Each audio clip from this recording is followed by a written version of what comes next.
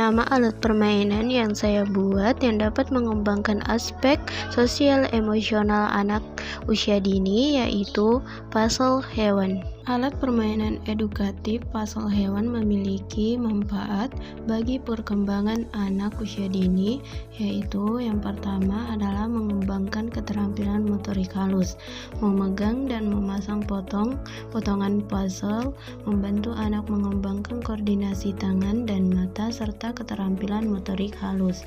Yang kedua adalah melatih kemampuan kognitif. Puzzle menantang anak untuk berpikir logis, memecahkan masalah dan mengenali pola. Yang ketiga, meningkatkan konsentrasi dan kesabaran. Mengerjakan puzzle membutuhkan fokus dan ketekunan yang membantu anak belajar untuk tetap tenang dan sabar. Yang keempat adalah meningkatkan pengetahuan tentang hewan. Yang kelima adalah mendorong kerjasama dan komunikasi.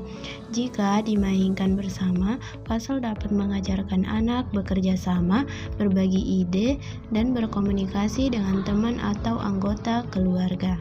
Adapun aspek yang distimulasi dengan menggunakan alat permainan puzzle hewan yaitu aspek sosial emosional.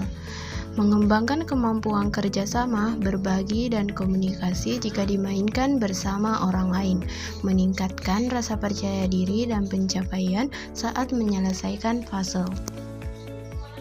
Selain aspek sosial emosional, adapun aspek-aspek lainnya yang dapat dikembangkan dengan menggunakan alat permainan edukatif puzzle hewan yaitu yang pertama adalah kognitif, melibatkan kemampuan berpikir logis, pemecahan masalah, dan pengenalan pola.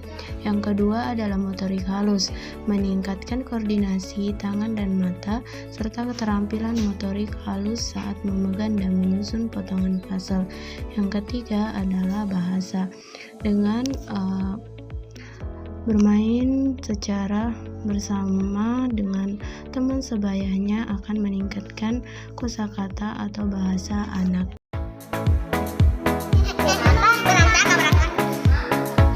Susun dulu.